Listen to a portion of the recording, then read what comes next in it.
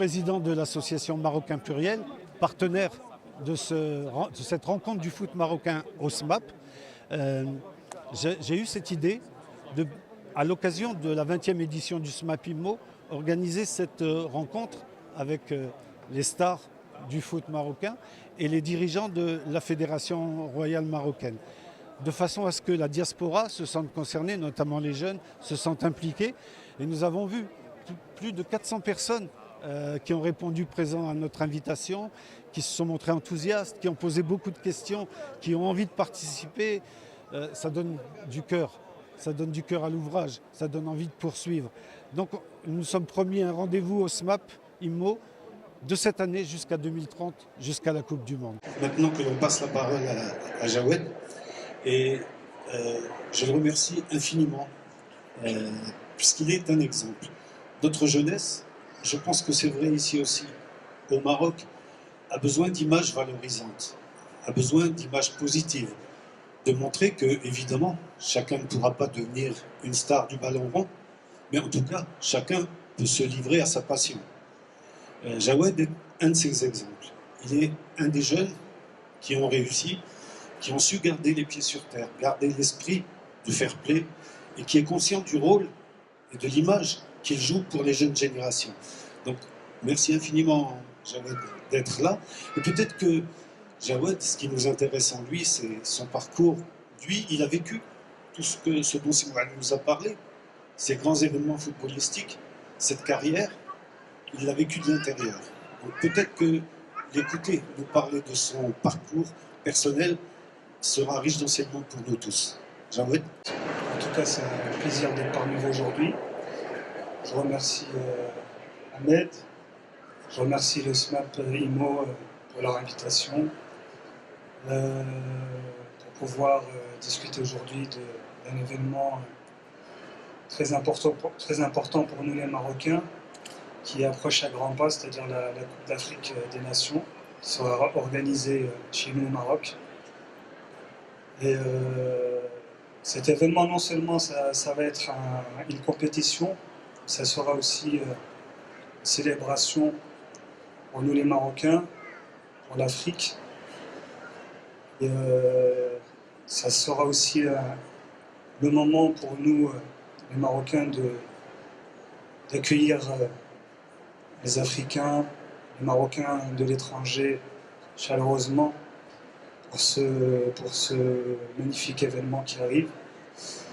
Et je peux vous dire que moi, en tant que joueur, j'ai vécu des Coupes d'Afrique, notamment celle de 2004, dont notamment on est parti jusqu'en finale. Je peux vous dire que ce genre d'événement, ça crée des souvenirs, ça unit des liens. Et le Maroc est prêt, les infrastructures sont là, tout est mis en œuvre notamment par la fédération pour que cette compétition se passe de la meilleure des façons. Et voilà, c'est un avant-goût, parce que juste après, il y aura la Coupe du Monde 2030 qui sera co-organisée avec le Maroc, et le Portugal et l'Espagne. Ça nous permettra aussi ça sera une passerelle entre l'Europe et le Maroc, et ça nous permettra de nous ouvrir au monde, de promouvoir toutes les bonnes choses qu'on a au Maroc. Donc voilà, je pense que le Maroc sera à la hauteur, Inch'Allah. Voilà. Écoutez, ça m'a fait plaisir d'être là parmi vous ce week-end lors de ce salon IMO, SMAP IMO. Ça a été un plaisir d'échanger aussi avec les Marocains de France, de parler des événements qui arrivent, notamment la Coupe d'Afrique et la Coupe du Monde. Donc voilà, ça a été un réel plaisir. Et en espérant que le Maroc sera à la hauteur d'organiser de tel événement, et que tout se passera bien, Inch'Allah. En tout cas, je vous donne rendez-vous à tous les Marocains de France au mois de décembre au Maroc pour la Coupe d'Afrique. Ce n'est pas qu'un enjeu sportif, ce n'est pas qu'un enjeu footballistique. C'est aussi une opportunité pour notre pays sur tous les plans. tant sur le plan économique que sur le plan touristique et sur le plan humain. Notre jeunesse, là-bas, elle va vous accueillir. Elle va accueillir pour la CAN des jeunes venus de l'Afrique, de l'Europe. C'est l'occasion aussi de s'ouvrir et d'apprendre. Et la Coupe du Monde, quant à elle, c'est la cerise sur le gâteau. Je voudrais qu'aujourd'hui, quelqu'un soit un peu votre porte-voix, puisque vous n'allez pas tous pouvoir poser des questions, mais Iliane est de vous. Moi, je suis de la génération plus ancienne, je suis né aussi ici, j'ai grandi ici, j'ai vécu ici, je suis retourné au Maroc il y a quelques années maintenant, et Iliane et ses amis qui sont là ont su s'adapter aux nouvelles générations et aux nouveaux moyens de communication. Les nouveaux moyens de communication aujourd'hui, la preuve, c'est que beaucoup d'entre vous sont là. Grâce à ça, ce sont les réseaux sociaux. Donc Iliane et ses amis sont des maîtres des réseaux sociaux. Ils ont beaucoup communiqué sur cette rencontre. TFT Morocco est aujourd'hui, je pense, le média le plus lu, vu, écouté de la diaspora. C'est Mohamed, c'est Jawed, et à mon équipe qui me porte et qui contribue au quotidien, jour après jour, à faire de TFT Morocco ce que TFT Morocco est aujourd'hui. Et sans eux, on ne serait rien. Alors TFT Morocco, en bref, aujourd'hui, c'est un média digital qui a pour but de faire trois choses. D'abord, de valoriser la diaspora marocaine en France et partout à travers le monde. Dans un deuxième temps, de valoriser l'histoire et l'héritage du Maroc, que ce soit la culture, l'art, la gastronomie, l'actualité, etc. Et dans un troisième temps, c'est de valoriser les grands enjeux. Et Mohamed, je te remercie pour la prise de parole que tu as effectuée. Il y a un momentum qui est devant nous, sous l'éclairage et sous le haut patronage de Sa Majesté, le roi Mohamed VI, que Dieu l'assiste, et porté par des institutions comme la Fédération royale marocaine de foot et par des légendes comme Sijawed, que nous, avec notre humble échelle, on essaye d'accompagner. Nous, on considère qu'aujourd'hui, c'est essentiel ce que le Maroc fait, ce que le royaume fait au quotidien, mais que c'est peut-être encore plus essentiel que de communiquer dessus. Parce qu'en réalité, qu'on organise des grands tournois, c'est super, mais ça doit impérativement s'accompagner de personnes comme nous, qui sont français, marocains ou marocains français, et qui prennent l'initiative de valoriser le travail exceptionnel qui est fait jour après jour par la Fédération, par les légendes, et par toutes les personnes qui au quotidien contribuent à mettre le football marocain sur la carte. Et aujourd'hui, je pense que c'est pas osé, c'est pas audacieux de dire ça, mais mettre le football marocain sur la carte, c'est mettre le Maroc en général sur la carte. Parce que le football, c'est ce qui unit, c'est ce qui rend les peuples soudés entre eux, c'est de la cohésion. On l'a vu pendant la dernière Coupe du Monde, où il y avait des liens qui se créaient entre mamans et joueurs, des liens qui se créaient entre Néerlandais, entre Belges, entre Français, entre Italiens, Espagnols, qui avaient pour seule finalité le Maroc. Et je pense que si ici on est tous réunis ensemble, c'est cet objectif en commun qu'on a, qui est de faire rayonner notre patrie, qui est déjà grande, qui est déjà rayonnante, qui est déjà riche. Mais si nous, au quotidien, en tant que médias, on peut essayer d'accompagner ce mouvement, d'accompagner cette dynamique et ce dynamisme que le royaume met en avant au quotidien, je pense que le pari est gagné. On essaie de le faire humblement, et je pense qu'on a encore beaucoup de travail, et c'est un plaisir de pouvoir collaborer avec vous au quotidien. Merci Iliane. Je voulais rendre hommage aux jeunes de mon association, Marocain Pluriel, qui eux sont au pays, mais qui diffusent tout ce qui est en train de se passer ici, en ce moment, sur les réseaux sociaux. Ils auraient tous aimé être là, mais ça me faisait des centaines de billets d'avion, je ne pouvais pas. Bonjour à vous, bonjour à toutes et à tous, salam alaikum à tout le monde. Je suis très content en tant que cofondateur du média TFT Morocco d'être présent à cet événement au patronage de Sa Majesté, que Dieu l'assiste, organisé par le comité du SMAPIMO, par Ahmed Gayat, et d'être aux côtés de personnes aussi inspirantes que Mouad Haji ou que Jawad Zairi. C'est un honneur, c'est une responsabilité. Et moi, ce que j'ai essayé de mettre en avant, c'est qu'au quotidien, avec le média digital qu'on a fondé et qui regroupe plus de 3 millions de personnes sur les réseaux sociaux, on essaye d'accompagner cette dynamique que le Maroc connaît, le momentum que le Maroc est en train de pénétrer jour après jour, que ce soit sur le domaine sportif, qui est en réalité au-delà du sport, mais qui est culturel, qui est politique, qui est administratif, qui est infrastructurel. Nous, en tant que média digital, le but, c'est de mettre en avant auprès de la diaspora marocaine, partout à travers le monde, le fait que le Maroc avance et que le Maroc a besoin de sa diaspora. C'était vraiment l'élément fondamental que j'ai voulu mettre en avant. Tu peux nous dire un petit peu où en est notre pays aujourd'hui, Géorgie, de la préparation de la CAN, de la préparation de la Coupe du Monde, au niveau des infrastructures, au niveau... Je sais que tu bosses avec toute une équipe, jour et nuit, pour que ces deux événements soient un succès, et ça le sera, Inch'Allah, grâce, et vous l'avez tous dit, grâce au leadership de notre roi, Sa Majesté Mohamed VI, et je voudrais que Sa Majesté entende nos applaudissements de là-bas.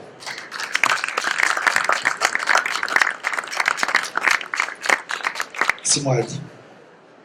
Juste pour vous dire que, bien sûr, cette Coupe d'Afrique, elle vient dans un contexte où le Maroc, comme vous l'avez dit, organise dans 5 ans une Coupe du Monde. Et cette Coupe d'Afrique est une étape très, très importante dans la voie de cette Coupe du Monde. Ça a été largement, je pense, répété pour vous dire que le Maroc, déjà, juste pour mettre un peu les points sur les i, que le Maroc n'a pas attendu la Coupe du Monde pour mettre en place toutes les infrastructures, puisque les stratégies sectorielles qui ont été initiées depuis l'avènement de Sa Majesté Allah Insaro sont toutes en marche. Je vous donnerai juste l'exemple de la LGV aujourd'hui entre Tanger et Casablanca. C'est une initiative qui fait partie d'une stratégie sectorielle qui avait le jour bien avant qu'on puisse avoir l'opportunité d'organiser cette Coupe du Monde. Mais cette Coupe du Monde vient en véritable incubateur, de telle manière à ce que toutes ces stratégies sectorielles qui étaient peut-être sur des échéances moyen terme, long terme, ont vu leurs échéances réduites, de telle manière à pouvoir insuffler cette dynamique et faire en sorte que notre pays soit au-delà de 2030, parce que l'objectif, ce n'est pas de s'arrêter. Le Maroc ne s'arrêtera pas en 2030, mais le Maroc continuera, mais de faire en sorte que l'héritage, la legacy post-2030 soit une legacy qui soit véritablement au profit de la population marocaine et au profit du développement du Maroc. Donc, comme je disais, cette CAN est une étape importante sur le chemin de la Coupe du Monde 2030. Et c'est dans cet esprit que vous avez pu remarquer tous qu'on a essayé autant que possible au niveau de la Fédération royale marocaine de football d'être au diapason des exigences FIFA, puisque le cahier de charge pour la CAN 2025 comprenait que 6 stades et qu'on a convenu qu'on allait vers plus de 6 stades pour avoir 9 stades. Donc c'est une Coupe d'Afrique qui pour la première fois aura lieu sur 9 stades, de telle manière à avoir un rendu et des pelouses qui sont en état exceptionnel. Nous avons aussi été sur le concept, et c'est pour la première fois sur une Coupe d'Afrique, et Jawed nous en dira, nous certifiera tout ça. Nous sommes allés sur des concepts de camp de base. C'est-à-dire qu'aujourd'hui, et du fait qu'on ait pu avoir un tirage au sort sur une année pratiquement, nous avons aujourd'hui, chaque équipe connaît exactement l'hôtel où il sera logé, l'hôtel où il résidera jusqu'à son départ du Maroc, jusqu'à la fin de son parcours. Mais plus intéressant pour eux, c'est qu'ils ont leur hôtel et ils ont couplé à cet hôtel un terrain d'entraînement qui leur est dédié. Donc, il n'y a plus de question aujourd'hui de savoir la disponibilité. Chaque coach pourra choisir le moment qu'il voudra pour pouvoir s'entraîner. Donc, c'est des commodités qui n'existaient pas auparavant. Je parlais tout à l'heure d'effets qui sont bien sûr encourageants et favorisants. Nous avons, Sa Majesté a toujours favorisé le développement de la coopération sud-sud. Et donc, aujourd'hui, nous voulons que ça soit vraiment une fête aux couleurs africaines. Et pour que non seulement la diaspora marocaine, mais toute la diaspora africaine puisse en bénéficier. Nous sommes en train de travailler, de finaliser des offres, aussi bien par exemple pour la Royal Air Maroc, qui seront déclinées vers juin, juillet, de telle manière à ce qu'il y ait des offres conséquentes et qui soit vraiment attractif pour pouvoir venir assister au match, que ce soit pour la diaspora marocaine mais aussi africaine. Donc, et nous sommes pas qu'en Europe, on a aussi pensé en Amérique, et plus particulièrement aux États-Unis et au Canada, pour la diaspora, de telle manière à ce qu'ils puissent profiter d'offres sur l'aérien qui soient vraiment encourageantes. Nous travaillons aussi sur des offres d'hébergement, sur des packages avec l'aérien, mais nous travaillons aussi sur le Fan ID, qui sera aussi un élément important, puisque tout détenteur de billets devra absolument avoir aussi un Fan ID pour pouvoir entrer dans les stades, non seulement dans les stades, mais dans les fan zones aussi. Donc nous travaillons sur la mise en place d'une application pour obtenir le Fan ID et pour nos compatriotes d'Afrique subsaharienne, pour qu'ils puissent avoir un accès à des visas digitalisés, un e-visa, de telle manière à faciliter, de telle manière à en faire une véritable fête aux couleurs africaines. Donc, tout ça, bien sûr, se fera, la billetterie aussi se fera vers juillet, août, de telle manière à ce que vous puissiez avoir toutes les... ce que je peux vous dire aussi, pour l'avoir visité à maintes reprises, c'est que les stades seront exceptionnels. Nous sommes le stade où évoluera l'équipe nationale marocaine, le stade Moulay Abdallah, le complexe Moulay Abdallah, est un stade qui a été rénové en une seule fois puisqu'il répondra aux exigences du cahier de charge du mondial. Et je peux vous dire que l'ambiance sera exceptionnelle. C'est un stade, je peux dire, qui sera parmi les meilleurs au monde. Et j'imagine déjà, Inch'Allah, l'ouverture en équipe nationale avec le public merveilleux qui est le nôtre pour pouvoir encourager son équipe. Les autres stades aussi seront bien sûr aux normes, celui de Tanger. Tous les stades seront bien sûr prêts bien avant et ce sera vraiment une fête. Il y aura aussi bien sûr des fan zones de telle manière à pouvoir accueillir tous les fans du football pour pouvoir suivre d'autres rencontres.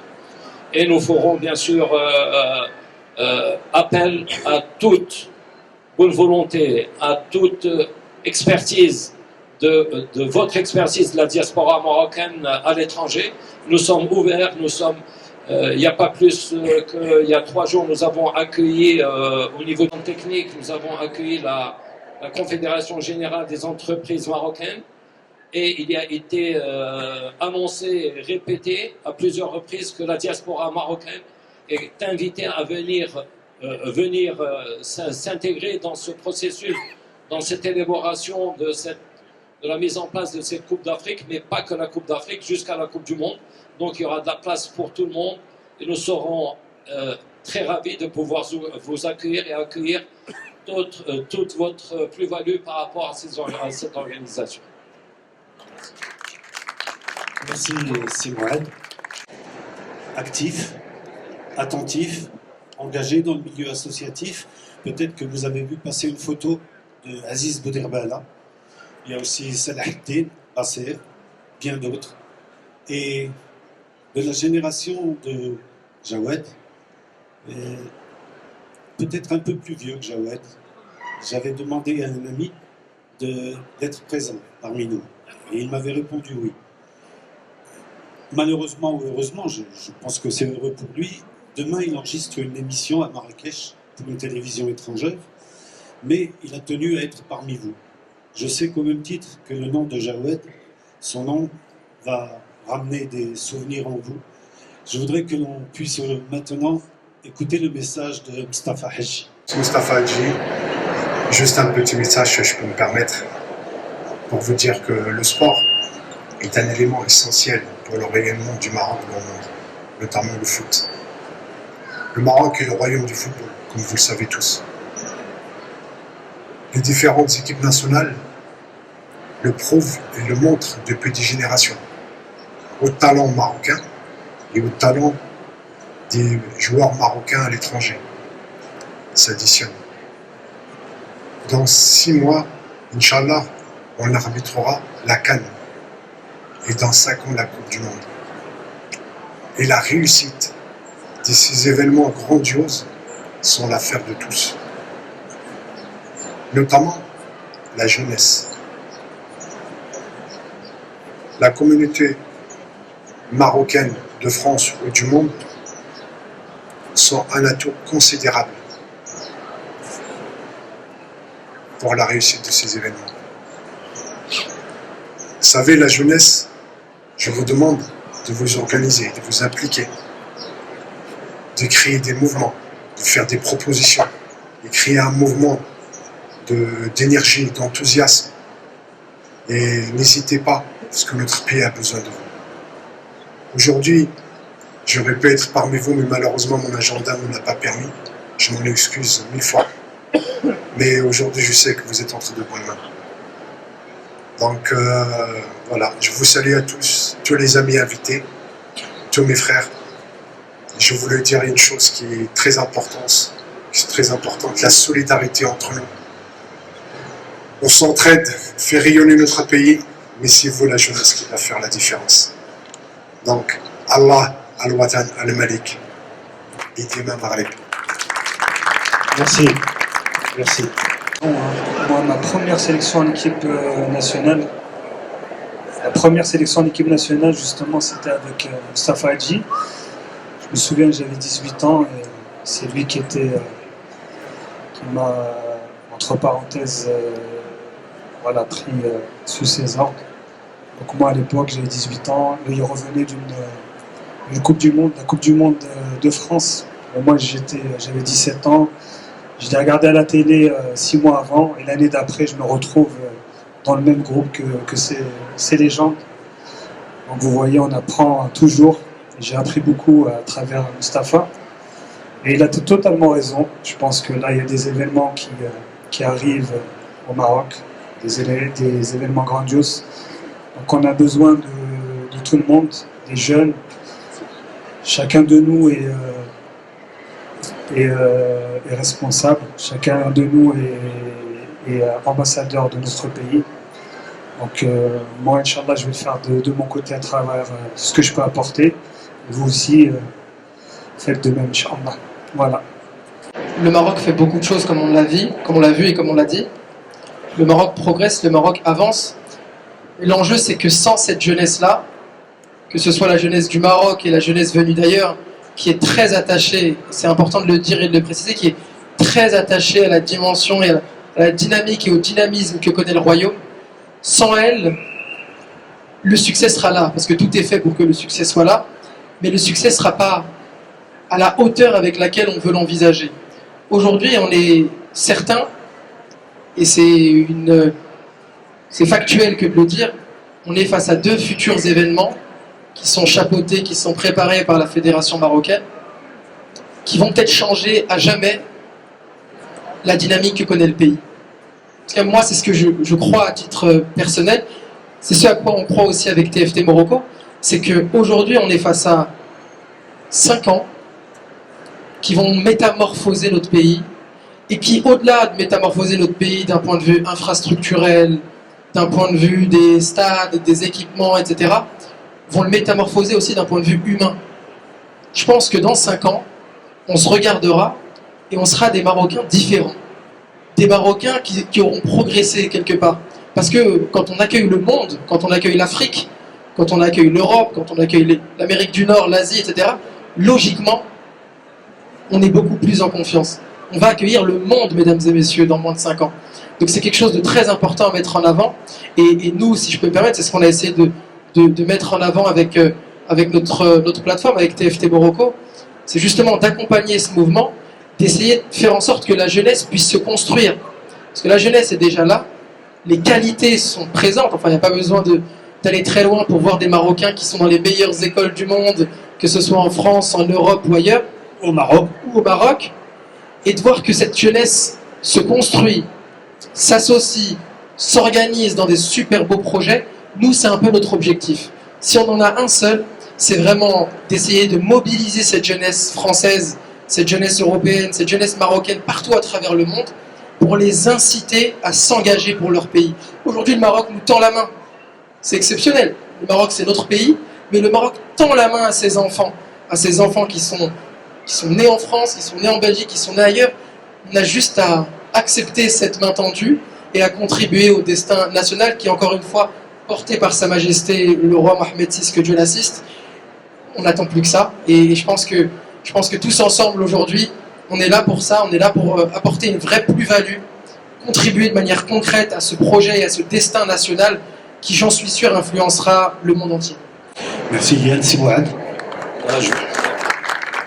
Je voulais juste rajouter par rapport, après avoir entendu Mustapha et Jawed, leur dire tout le plaisir qu'on a vécu et tout ce que nous ont fait vivre comme moment quand Jawed parle ou quand Mustapha parle ou bien d'autres, ça nous remémore des moments exceptionnels.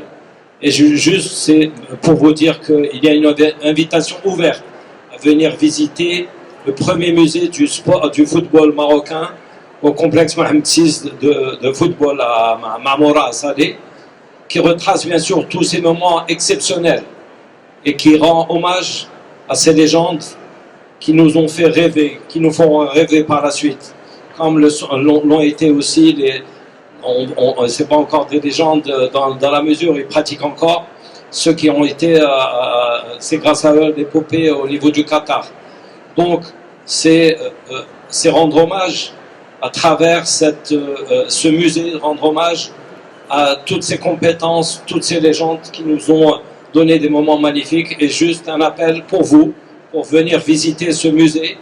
On se fera un plaisir bien sûr de vous accueillir et de vous le faire visiter. Pour montrer notre désir de réussir. Allez-y. Je vous jure qu'on fera la une des réseaux sociaux demain.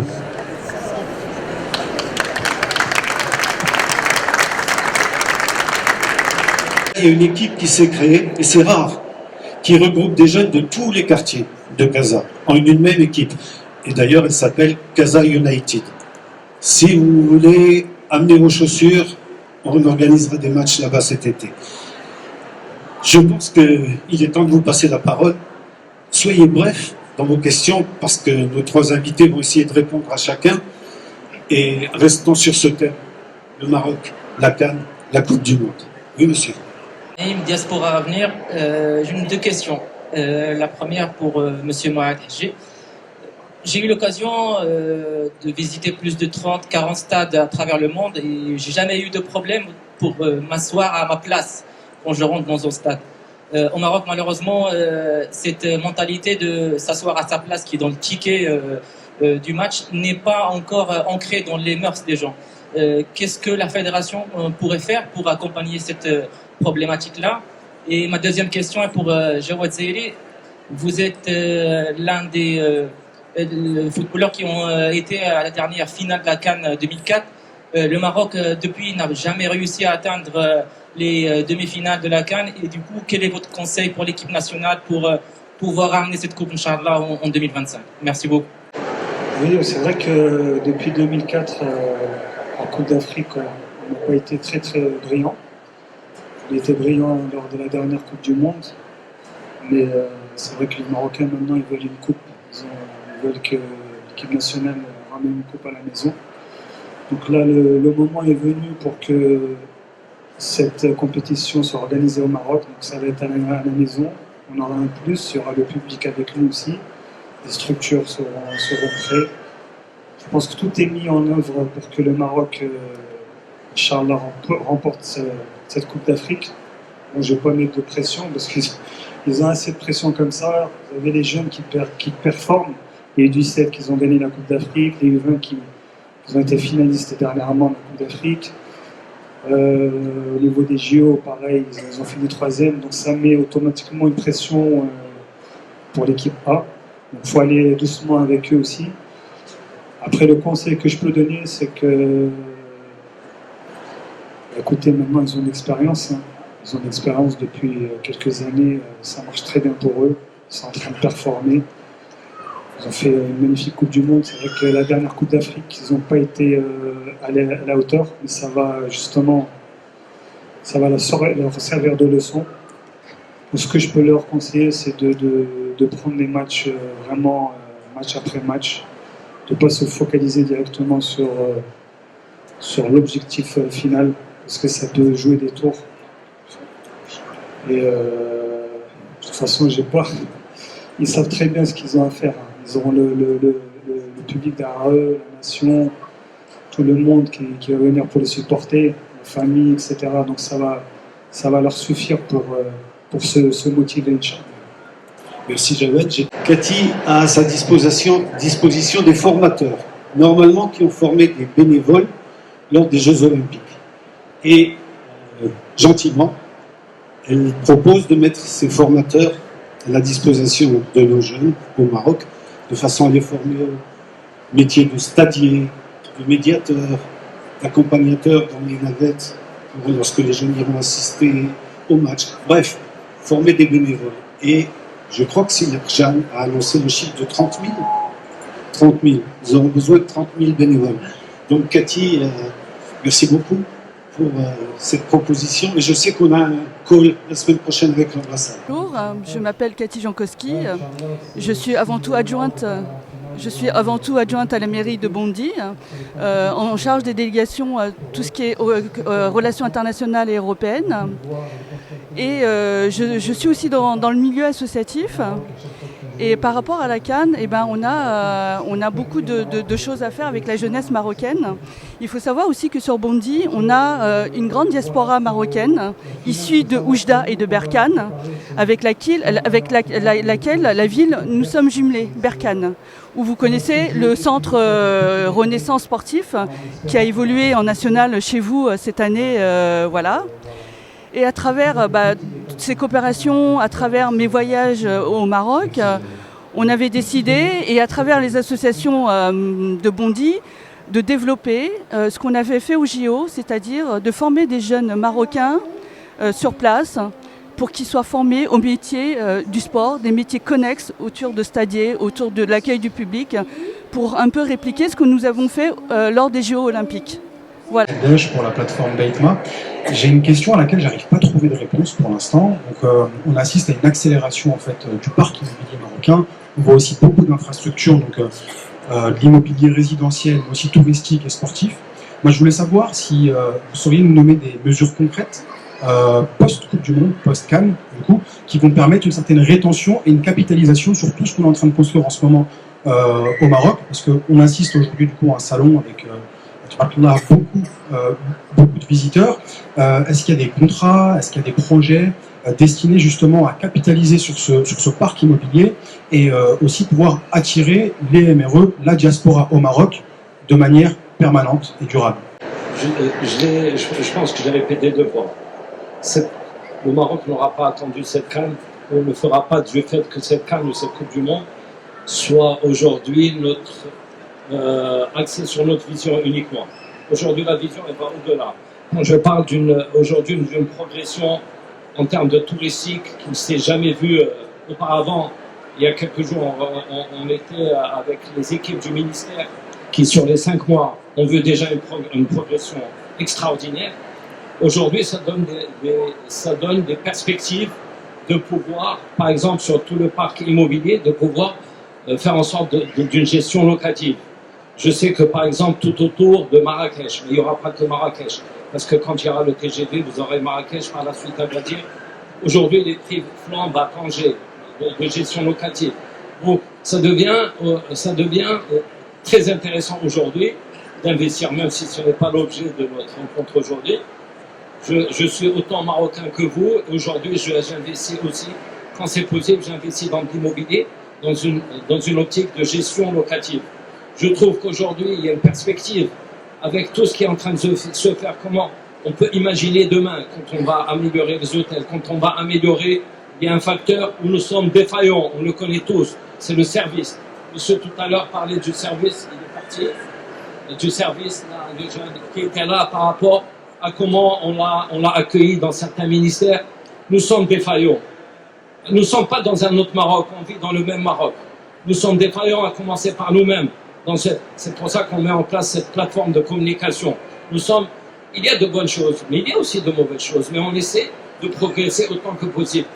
Je suis de nature optimiste et je vois le verre à moitié plein. Et nous sommes aujourd'hui, si cette Coupe du Monde ou cette CAN peut être l'occasion de pouvoir faire en sorte que le service, qui est un élément défaillant, on le vit tout au long de la journée défaillant, on aura tout à gagner. On aura tout à gagner parce que si on a de l'infrastructure qui se développe, si on a un certain nombre d'éléments qui se développent et en face, le service humain ne répond pas à ce développement, on aura tout failli. Et donc c'est pour ça que le Maroc avance, le Maroc devra être pris dans différents environnements. Environnement infrastructure, mais environnement humain. Environnement humain, malheureusement, il y a certains, on part tous dans l'hôpital public, on sait ce que c'est que l'hôpital public, on connaît, tout le monde connaît les défaillances qu'il y a. Donc aujourd'hui, il y a un certain nombre d'éléments qui fait en sorte qu'il y a le privé qui est appelé à investir on a vu des grands groupes, je ne voudrais pas citer, il y a un très grand groupe qui est en train de se développer, où l'accueil et les prestations vont s'améliorer. Et c'est en fait dans cet esprit-là que le Maroc doit évoluer. On ne doit pas évoluer à plusieurs vitesses. On doit évoluer et ne rien laisser derrière nous. Aujourd'hui, ces infrastructures vont profiter. Bien sûr, ça profite par exemple le tourisme, le développement du tourisme va profiter en premier à des investisseurs, ceux qui ont mis, et ça va profiter à de la main-d'œuvre. Il y a plusieurs études d'impact que sur la Coupe du Monde et surtout sur la Coupe du Monde. C'est vrai, c'est des études qui sont généralement plus ou moins optimistes. Mais on voit aujourd'hui l'accompagnement de la progression touristique aujourd'hui et le bienfait sur certaines populations. Parce qu'en fin de compte, il ne faut pas qu'on ait un Maroc à plusieurs vitesses. Il faut qu'on ait une véritable cohérence au niveau du social. Aujourd'hui, nous sommes vraiment très contents d'être au nom de la Fédération royale marocaine de football et de son président Fouzil Khla, d'être parmi la diaspora marocaine pour pouvoir échanger sur des événements aussi importants que la CAN et la Coupe du Monde et leur dire toute la place qui est la leur conformément aux zones d'orientation et à la vision éclairée de Sa Majesté Allah Nsro, de pouvoir venir contribuer à ces événements et de pouvoir bien sûr avec toute leur plus-value venir aider à l'organisation de ces événements. C'est des réactions, c'est un échange très constructif avec des questions très pertinentes et de pouvoir, ce qui revenait très souvent, c'est ce canal de communication entre la diaspora et la fédération. Et je leur ai dit qu'on était en train de travailler sur ce canal de communication de telle sorte à pouvoir profiter de cette expertise et qui viennent aujourd'hui concourir et aider leur propre pays à être au diapason des meilleures exigences, que ce soit de la CAF ou de la FIFA.